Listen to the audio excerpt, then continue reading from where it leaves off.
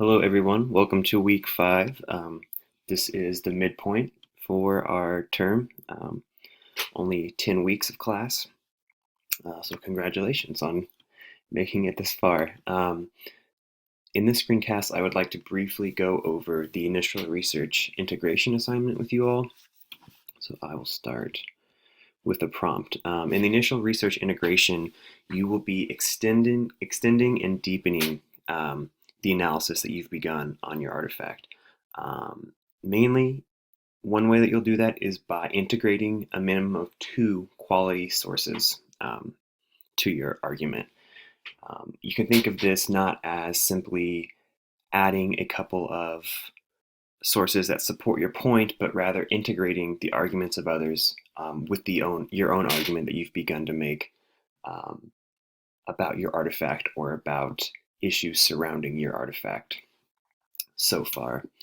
I like to point out that the 2 sources do not have to be the same sources you used on your annotated bibliography. If you found sources that you like better, or you want to even use more than 2 sources, that is of course fine. We're shooting for a 4 to 5 page essay here, and that of course does not include the works cited page. It never will in college, I'm afraid to say. So although we can look at this assignment as integrating the voices of others with our own argument, it's also a chance to look again at our own artifact and extend the analysis, extend the rhetorical analysis and our exploration of the rhetorical situation. Writing, we all like to say in composition, is a recursive process.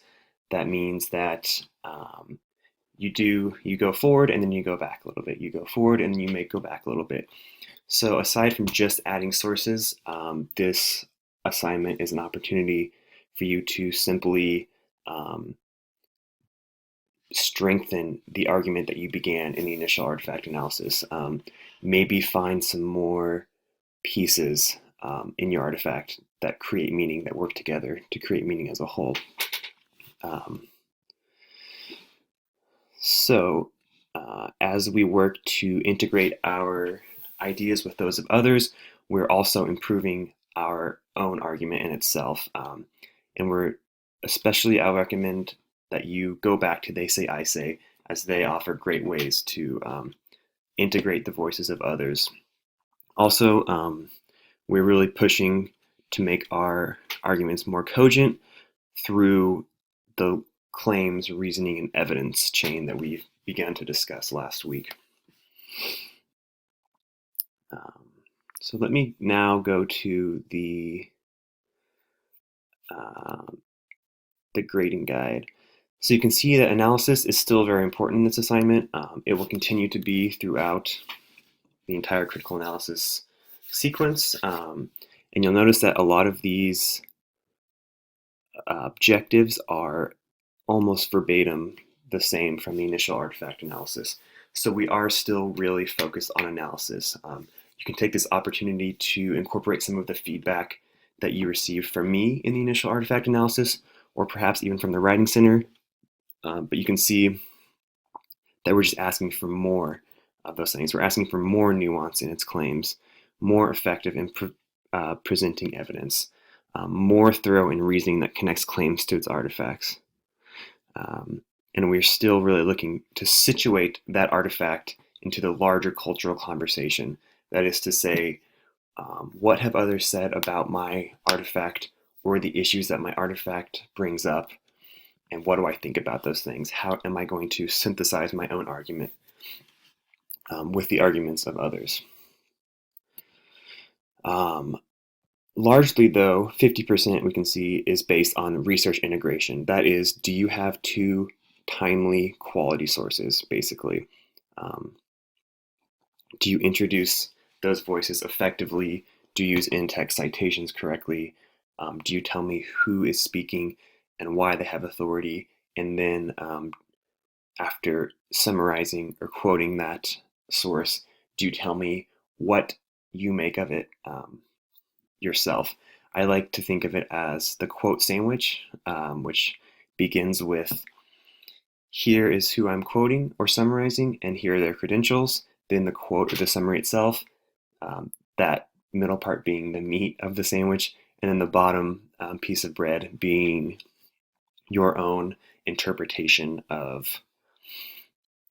the source. So one really easy way to do that is to just quote or summarize and then add another sentence at the end that basically begins with "in other words," which will signify to the reader what you make of the quote. You spend a lot of time with this research. The reader does not necessarily, so it might help them to know what you think about the quote, what you make of the quote or summary.